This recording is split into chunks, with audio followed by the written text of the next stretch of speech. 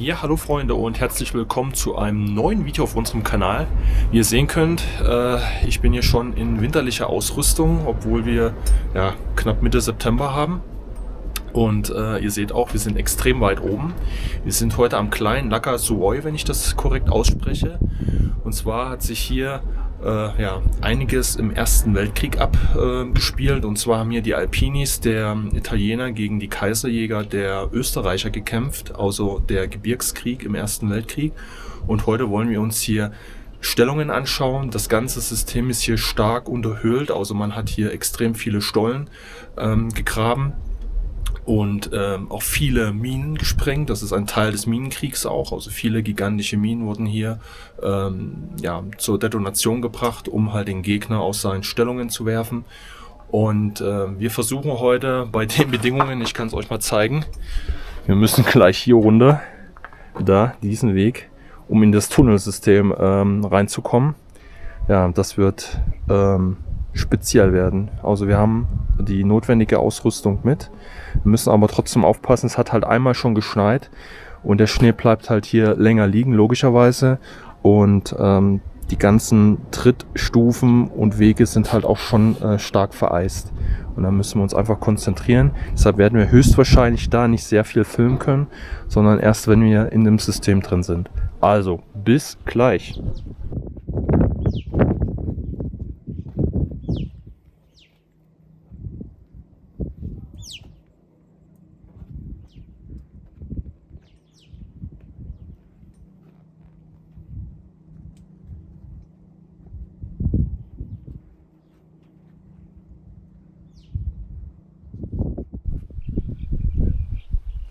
So, die erste Passage haben wir überwunden. Wir sind jetzt hier oben runtergekommen. Jetzt geht es hier an der Felskante weiter. Wir sollen von hier aus ungefähr in 10 Minuten halt das Höhlensystem erreichen, je nachdem wie das jetzt gemeint ist. Wahrscheinlich bei den Witterungen ein bisschen länger. Wir müssen mal gucken. Weil letztendlich ist hier noch die Schneehöhe und dann wird es eigentlich weiter unten dann immer besser. Ihr könnt es hier drüben erkennen. Das ist dann nur noch vereinzelt. So Leute, wir sind jetzt hier an den ersten Stellungen der Italiener. Wir sind jetzt hier in so einem Grabensystem.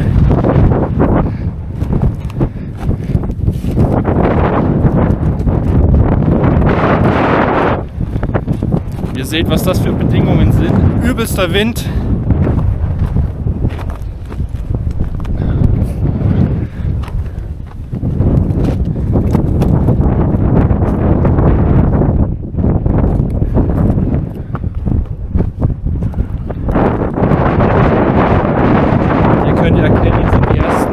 Steine aufgeschichtet.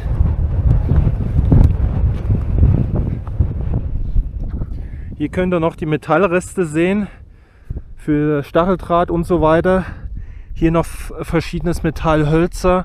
Ganz da hinten zwischen den zwei Felsen ist auch noch irgendwie eine Stellung gewesen. Da liegt ganz viel Holz drüber und jetzt bewegen wir uns hier praktisch schon in dem ja, ich weiß nicht, weil ich habe irgendwie das Gefühl, das ist sehr viel Wind. Ich habe jetzt kein Mikro für gegen Wind drauf hier.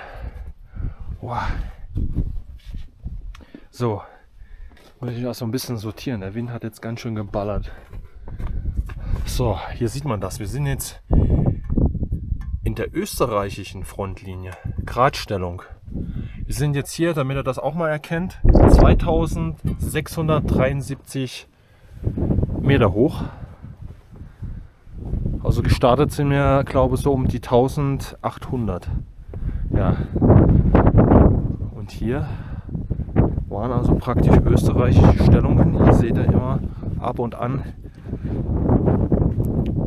so eine kleine Kammer, wo man sich wahrscheinlich abhocken konnte, um jetzt hier Wind und Wetter zu trotzen.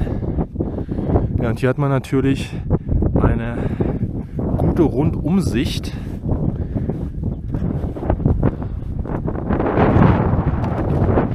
So, und da bricht nämlich immer mal Eis weg.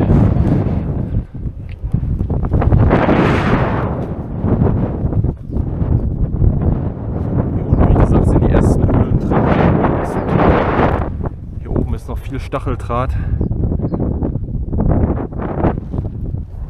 Alles noch da gelassen. Das hält sich hier oben natürlich das Holz auch relativ gut. Auch da oben sehe ich eine Nische. Auch da hat man sich wahrscheinlich reingraben. Wie gesagt, das ist hier alles größtenteils unterminiert. Sehr, sehr viele Stollen, extra Stollen für Minen gegraben und so weiter.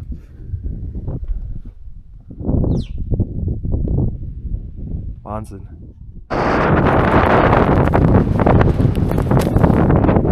Hier ist noch der alte Stacheldraht, den man rings um den Graben errichtet hat.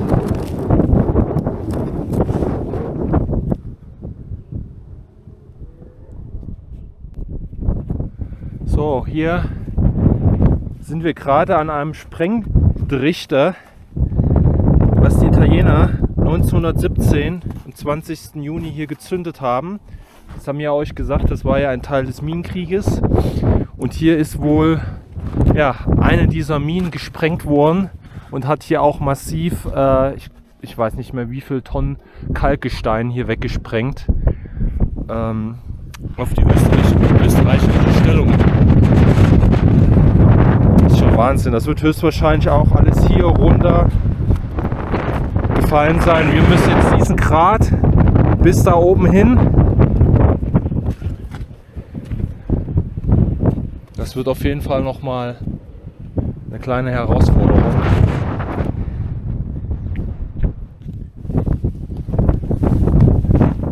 So, wir haben jetzt hier stehen italienische Hindernisse, Juni 1917. Man kann es hier auch immer noch erkennen. Das ist wirklich so. Hier überall Stacheldraht. Hier ist Stacheldraht. Da oben. Hier ist alles voll. Also man hat jetzt hier diesen Abschnitt am Grat entsprechend gesichert, dass man hier nicht einfach rüberkommt, um die Stellungen zu umgehen oder ähnliches.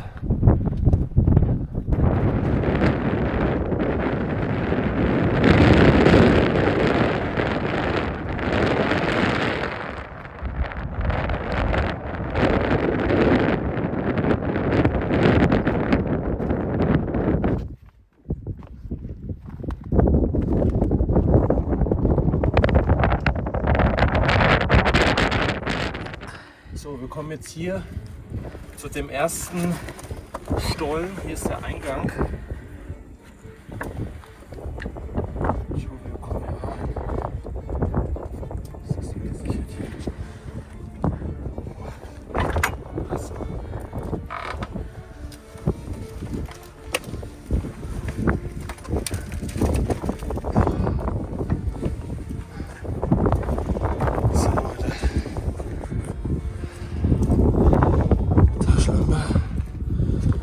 Jetzt glaube ich noch nicht viel sehen. Wir müssen erstmal unsere großen Taschenlampen rausholen.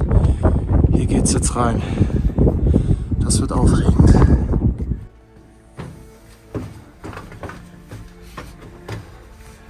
Ja Leute, wir sind jetzt hier in dem ersten Stollen der Italiener reingekommen und jetzt geht es hier in dem Stollen nach unten. Ja, jetzt bin ich mal gespannt, auf was wir jetzt hier alles stoßen werden. Krass. Du kannst ruhig vorgehen.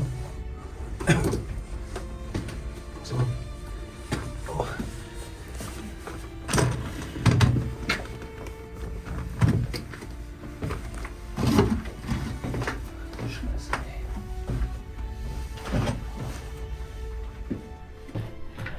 Ja, Melanie hat es gerade gesagt, wir sind jetzt im Fels. Gerade waren wir noch oben auf dem Grat, draußen bei Wind und Wetter.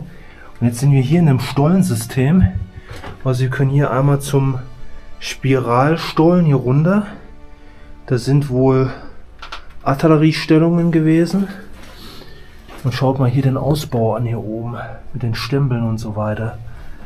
Auch richtig krass. Und dann geht es auch runter. Ne, das ist der Spiralstollen. Da wo du stehst, ja. Und hier geht es zu Artilleriestellungen.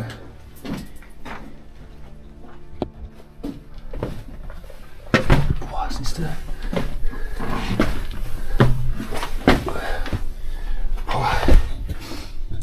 Hier muss ich wirklich sehr geduckt durchgehen.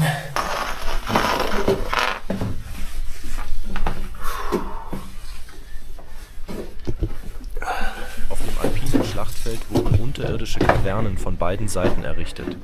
Mit Hilfe von pneumatischen Bohrern und Schlaghämmern schafften es die Soldaten täglich mehrere Meter tief in den Fels vorzudringen. Diese Räume dienten als Schutzunterstände, Kommandoposten und teilweise auch als Artilleriestellungen, die den Krieg unter der Erde fortführten. Besonders beeindruckend war die Nutzung dieser Kavernen für Minenangriffe, die darauf abzielten, die hartnäckigsten feindlichen Positionen in die Luft zu sprengen. Doch das Paradoxe: häufig führten diese Minenangriffe auch zu Verlusten in den eigenen Reihen. Da oben ist die Hütte. Hier sind wir jetzt.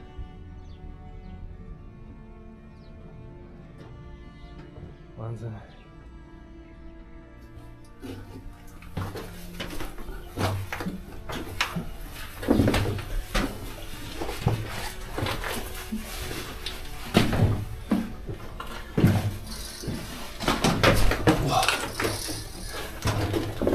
Den Kopf eingehauen. Muss echt sehr geduckt gehen. Hier haben sie versucht, einen weiteren Stollen aufzufahren, nach oben hin. Oder von oben nach hier unten rein. Je nachdem, was man mit dem Stollen bezweckt hatte. Das scheint ja hier Verbindungsstollen zu sein.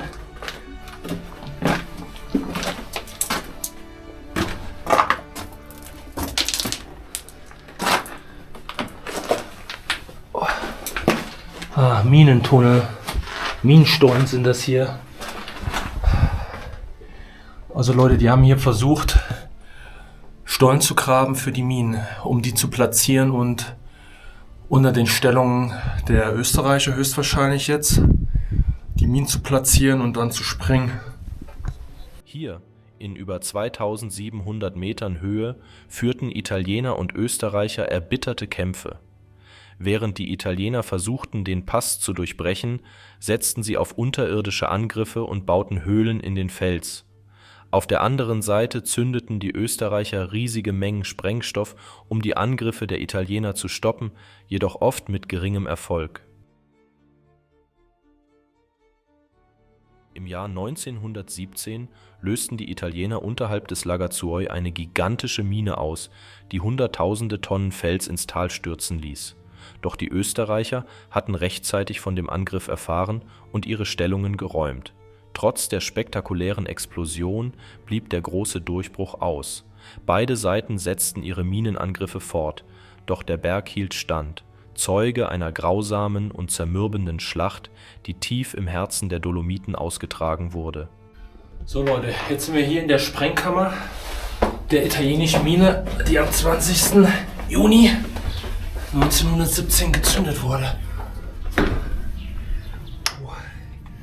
Und das haben wir eben von oben gesehen.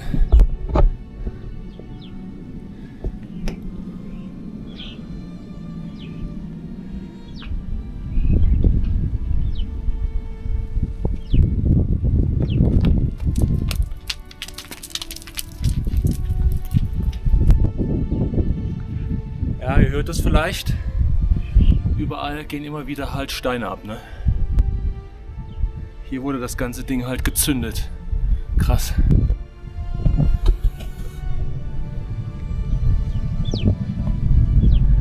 Seht ihr das nochmal?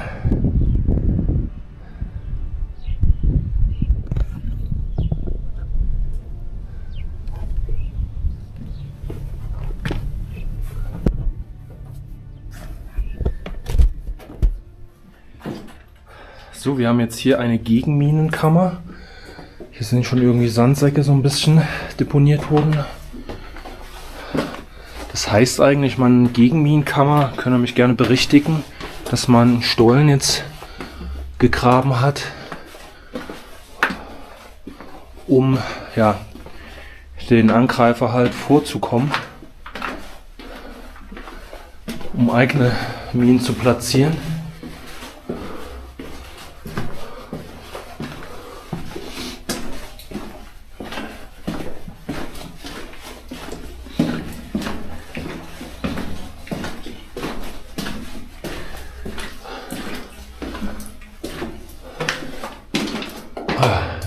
geht auch noch ohne Ende.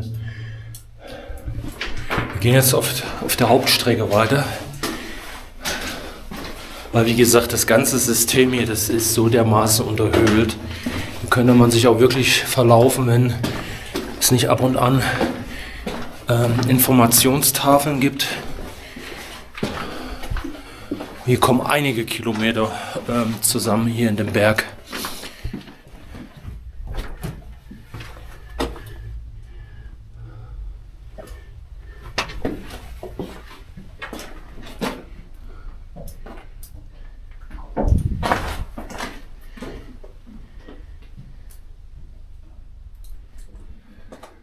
So, jetzt sind wir hier an so einem Unterstand, der hier reingemacht wurde.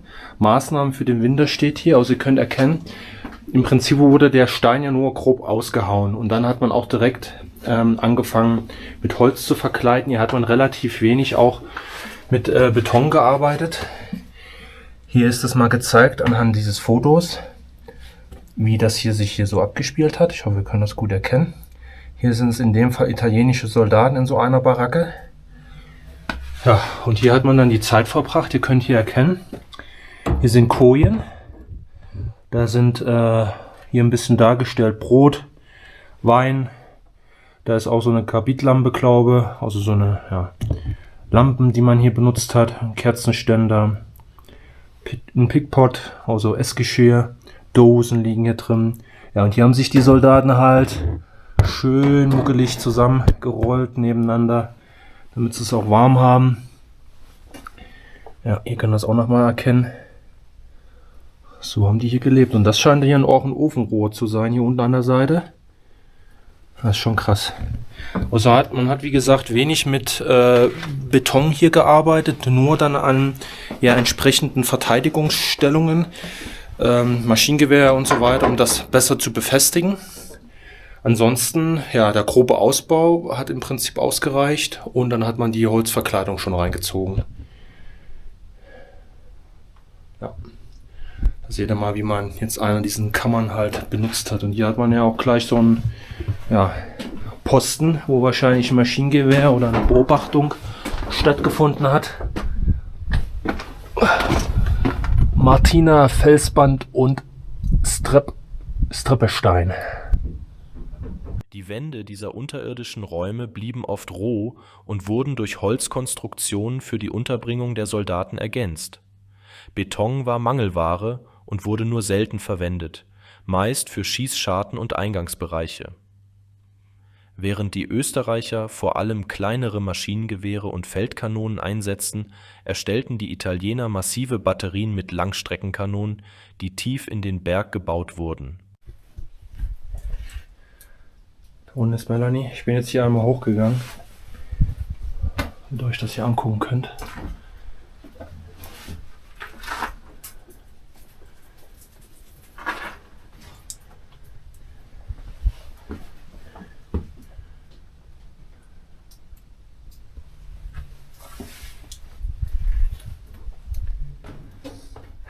Also das sind wirklich Kilometer an Stollen, die hier reingetrieben haben. Und man muss natürlich auch echt aufpassen. Jetzt könnt ihr euch das mal überlegen, was hier damals wieder passiert ist. Das ist schon krass, das Material auch rauszuschaffen und. Und letztendlich hat es ja wie im Ersten Weltkrieg allgemein überall auch wenig gebracht. Ne? Man ist auch hier in dem Gebirge, ja, außer zu Anfang vielleicht relativ wenig vorangekommen. Ne? Also man hat kaum Meter irgendwo in eine Richtung machen können. Und man hat im Prinzip diesen Stellungskrieg hier nur genutzt, um das System hier zu unterhöhlen, zu erschaffen. Und hin und wieder sich mal irgendwo wegzusprengen mit gigantischen Minen, mit gigantischen Sprengladungen. Ja, das ist schon krass. Ihr merkt höchstwahrscheinlich auch einen Zug. Der kommt jetzt hier von hier unten hoch. Wahnsinn. So, wir sind jetzt wieder nach einigen Treppenstufen hier in diesem Stollen nach unten in einer weiteren Kammer angekommen. Motorenkammer für die Drahtseilbahn. Wir können auch duschen.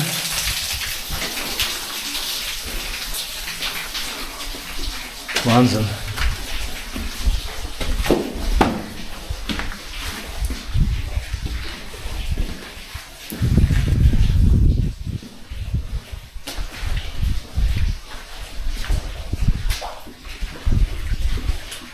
Das war auch eine Kammer.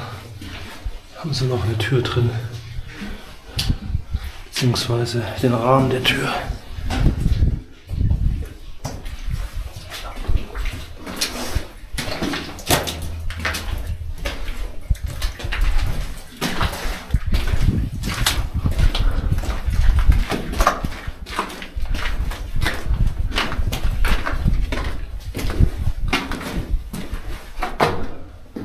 Was stand hier mal?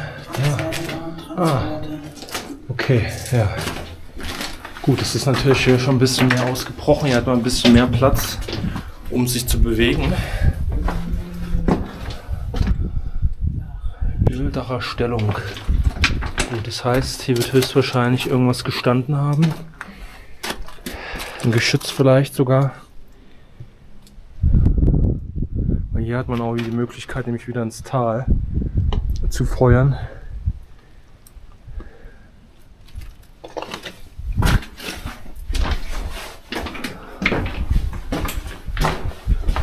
Hier war die Drahtseilbahn verankert.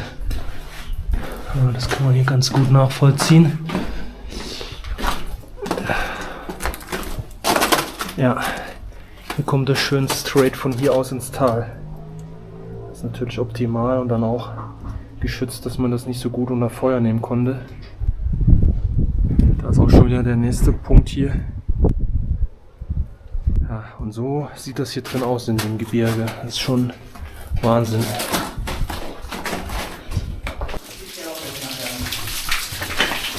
So, hier hat man hier eine Motorenkammer untergebracht, die ist auch schon wieder deutlich größer. Hier habt ihr noch die Sockel, die Fundamente und noch diverses Holz. Das ist schon wirklich krass, was hier noch in dem Berg teilweise liegt. Hier ist auch noch Stacheldraht. Und das ist Wahnsinn.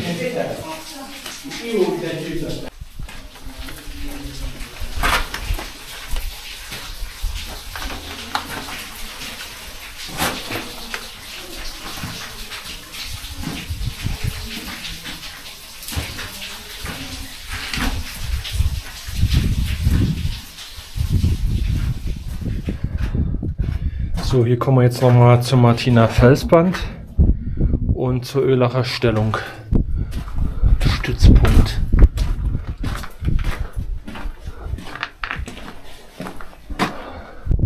Sieht hier aus wie so eine Wasserzisterne oder sowas. Oh. Ja, und hier kann man außen hergehen. Hier geht's runter. Hier ist noch ein weiteres Lager. Also, ja, das Lager zum Unverbindungsstollen. Also hier vorne der Bereich wird das Lager gewesen sein, dann gehst du hinten rum und dann kommst du weiter. Aber da stand ja dass es verbrochen ist, dass man da nicht hochkommt. Lager, Verbindungsstollen.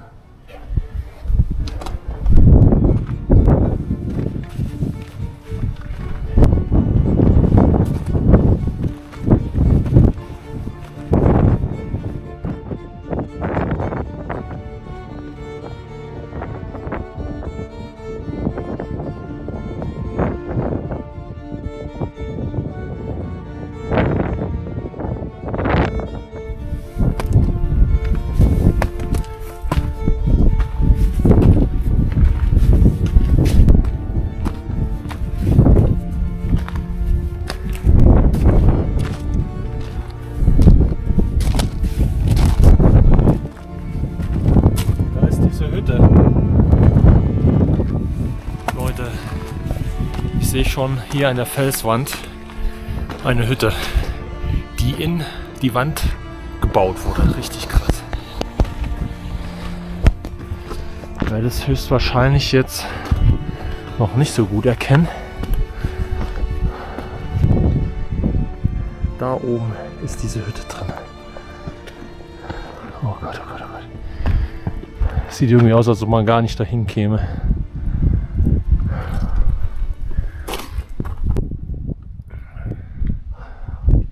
Das scheint jetzt halt irgendwie dieses Felsband zu sein, wo es damals Angriffe gegeben hat. Und da sind halt auch verschiedenste Unterkünfte irgendwie drin oder Stellungen. Also das ist wirklich so ein Felsband. Also wir gehen hier um den Berg drumherum und kommen jetzt gleich an den einzelnen Objekten vorbei. Das wird jetzt gleich richtig spannend. Man kann sich das gar nicht vorstellen hier, ne? Das sind so schmale Pfade und alles. Sieht das hier alles klar mit Seilbahnen und so weiter, aber es musste auch erstmal hier alles bereitet werden, der Weg, ne?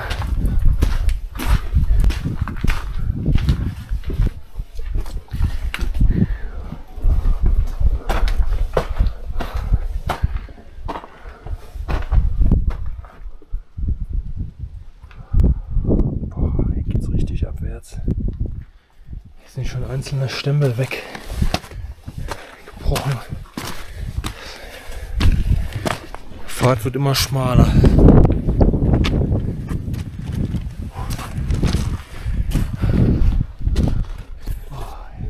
Leute, wir sind jetzt hier wirklich an so einem Grat. Über uns ist ein Felsvorsprung. Schaut mal, was wir hier gesehen haben, beziehungsweise gefunden haben. Ich mache mal die Kamera wieder ein bisschen rein. Hier schon halb verschüttet. Metall. Dritte Alpini. Also von den Italienern irgendwas hier. Kaum noch zu erkennen.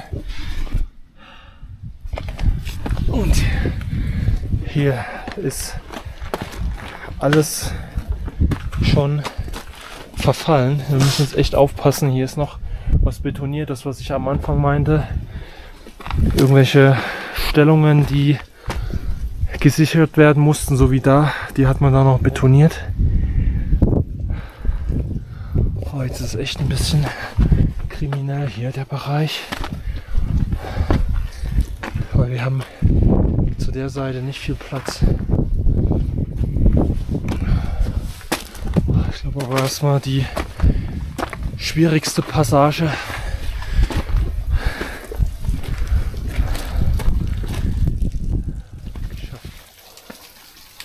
Ja, hier ist der Waschplatz. Guck mal, hier ist auch noch was angeschrieben. Alpini Batterio wahrscheinlich, ne? Palan 282. Kompanie 1917.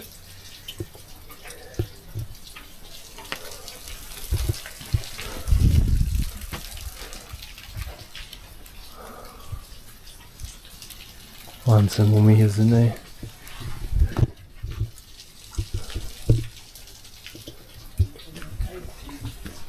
Ja, das schmilzt ja jetzt alles hier. Ja, das wird höchstwahrscheinlich auch mal alles hier verbrettert gewesen sein. Ausgekleidet mit Holz, dieser Bereich.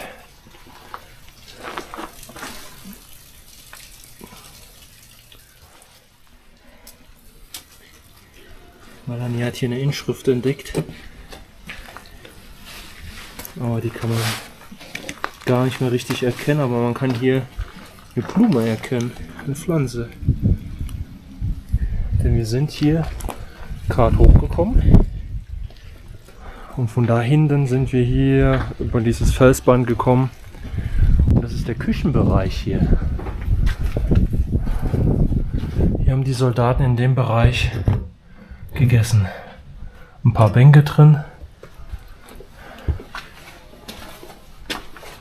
Und hier ein Lagerbereich, wo die Nahrungsmittel untergekommen sind. Hier gibt es wahrscheinlich dann irgendwo, oder gab es die Kochstelle. Ja, vielleicht hat man auch hier draußen in diesem Vorsprung, in diesem Balkon da gekocht. Ich weiß nicht, wie das hier so abgelaufen ist. Es gab sicherlich auch nur einfaches Essen. Nichts Dolles.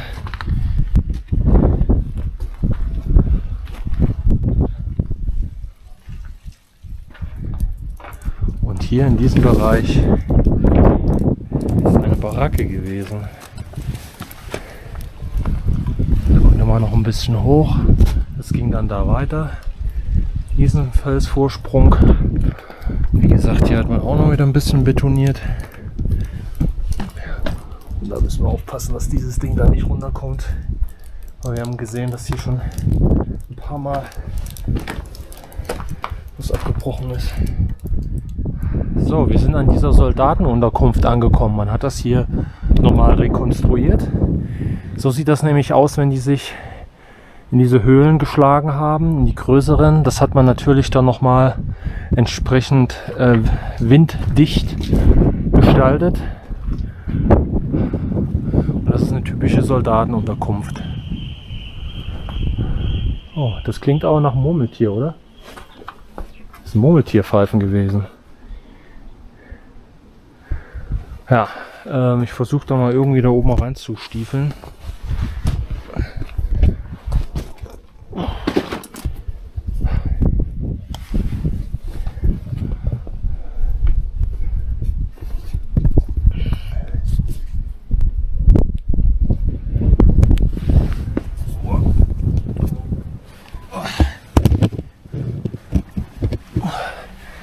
So. Zack.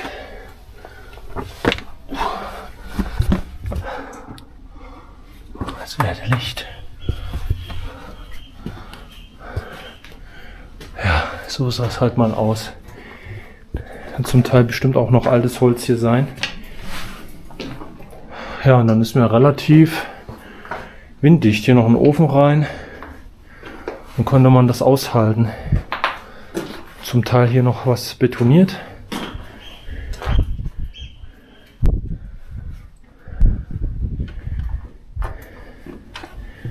Ja. Hier ist Melanie.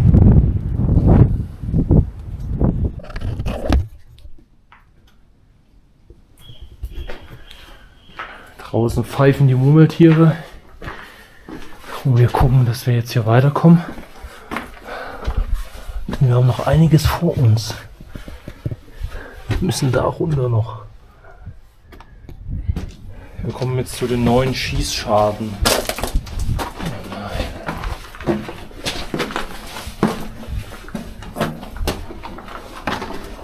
Ach, der Grüne.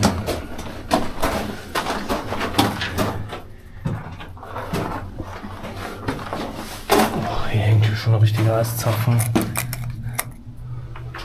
Ach du Scheiße.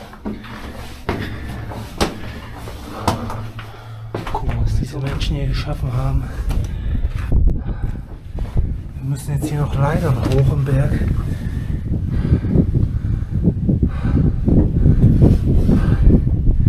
Das glaubt ihr gar nicht.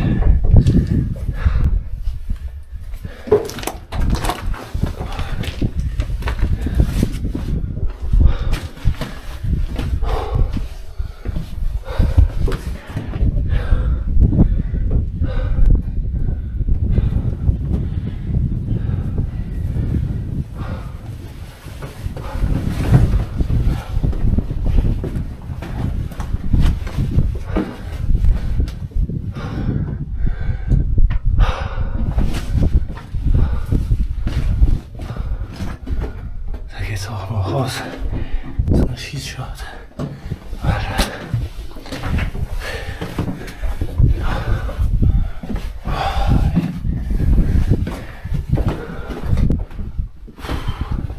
Da geht's so eine Schießscharte. Hier ist wieder ein Motorraum. Oh. Pass auf deine Rübe auf. Gefühlt geht das halt immer ungefähr, ne? Hier ist auch noch mal ein Bereich Gegenmine.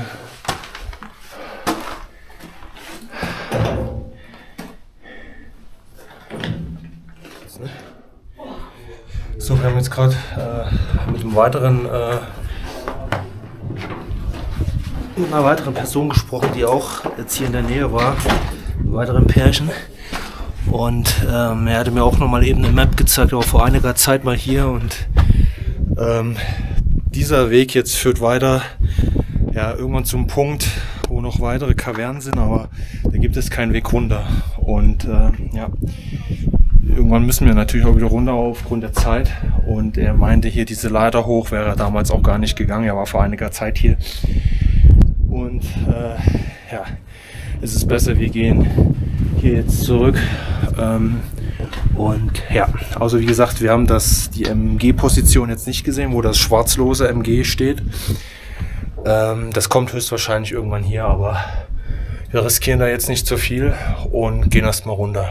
Also bis später. Hier ist nochmal so ein schöner, ja, Trinkbrunnen, Wasserreservoir, je nachdem.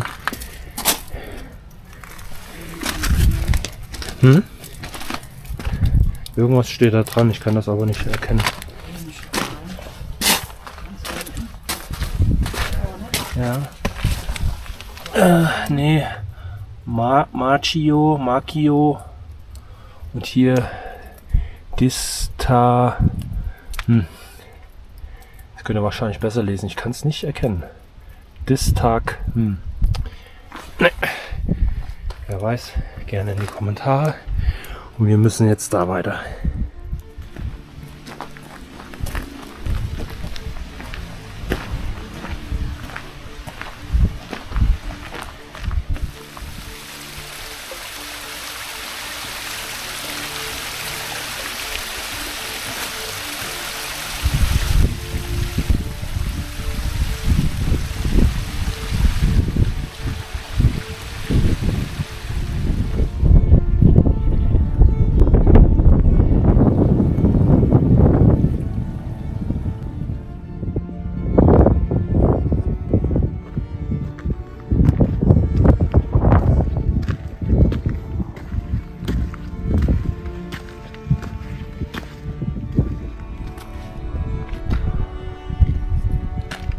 So, wir kommen an einem weiteren Gebäude an hier. Also wir sind auf jeden Fall jetzt auf dem richtigen Weg nach unten. Das ist schon mal gut.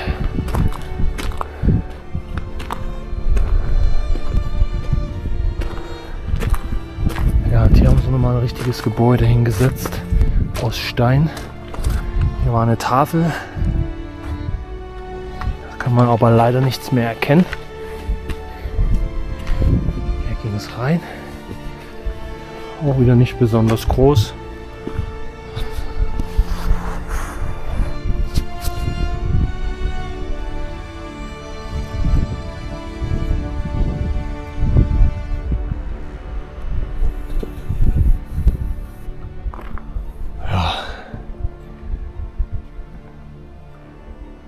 Ich kann aber nicht sagen, für was es mal gewesen ist.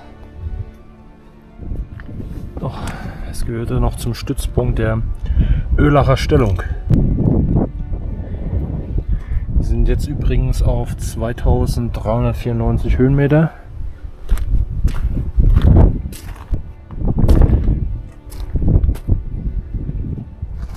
Ja.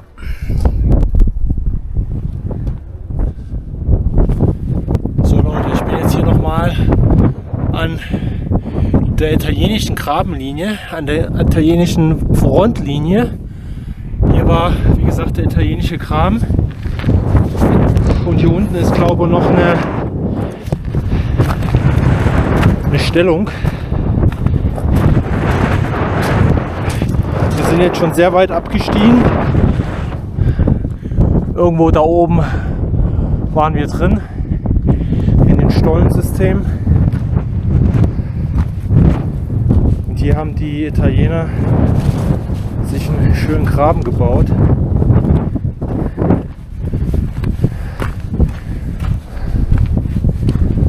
mal, ob wir jetzt hier unten reinkommen. Hier unten.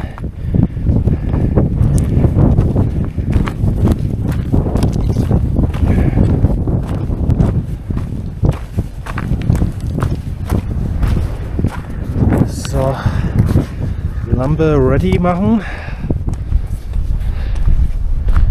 So, hier könnt ihr ja sehen, hier hatten die Italiener einen super Ausblick.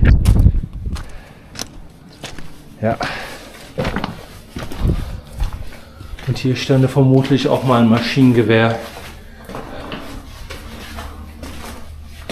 Hier ist noch eine kleine Nische. Hier auch. Und hier haben sie Metall eingelassen,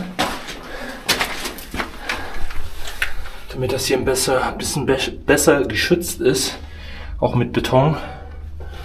Ja, dann konnten sie in diese Richtung feuern, weil da drüben ja dann logischerweise die Österreicher gewesen sein müssen.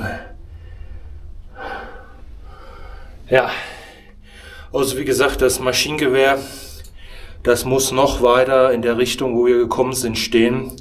Aber der Weg war mittlerweile schon wirklich sehr, sehr, sehr, sehr anspruchsvoll. Das zeigt einfach, ja, wie krass das ist, was die hier bewerkstelligt haben, beide Seiten. Ne? Das ist, wie man es allgemein vom Ersten Weltkrieg kennt, aber das ist halt auch nochmal, der Gebirgskrieg nochmal eine ganz andere Geschichte gewesen mit den Minen und so weiter, wo ja ganze Felsformationen weggesprengt wurden etc. pp. Das ist schon wirklich massiv. Ja, die Österreicher haben halt wie gesagt viel kleinere Stellungen gebaut, für Maschinengewehre vornehmlich und für kleinere Geschütze, hatten aber auch größere Festungen teilweise mit Türmen auch verbaut, also ältere drehbare Türme, das haben wir auch schon teilweise mal gesehen, aber das war relativ selten. Die Italiener wiederum, die haben auch sehr massive Stellungen gebaut, weil die halt sehr viel defensiv auch gemacht haben und richtige Langstreckengeschütze auch dann verbaut haben in Batterien. Da gab's, glaube ich, zum Beispiel der Mount Grappa müsste das heißen. Das ist zum Beispiel auch ein riesiges System, wo die Hunderte von Geschützen verbaut haben in dieser Anlage. Das ist wirklich gigantisch und das zeigt halt, was in der Zeit des Ersten Weltkriegs auch hier bewerkstelligt wurde. So, ich würde sagen, wir beenden jetzt dieses Video an dieser Stelle. Wir werden jetzt noch den Rest absteigen. Da wird jetzt auch nichts mehr weiter zu sehen sein, was jetzt mit dem Gebirgskrieg zu tun hat. Wir werden euch, wie gesagt, hier einige Informationen eingeblendet haben, noch zusätzlich. Und ja, bleibt uns im Kanal treu. Schaut das nächste Video, was hier jetzt gleich gezeigt wird, an am besten. Gebt uns ein Abo und ein Like. Kommentiert auf jeden Fall. Und ja, dann würde ich sagen, wir sehen uns im nächsten Video. Macht's gut.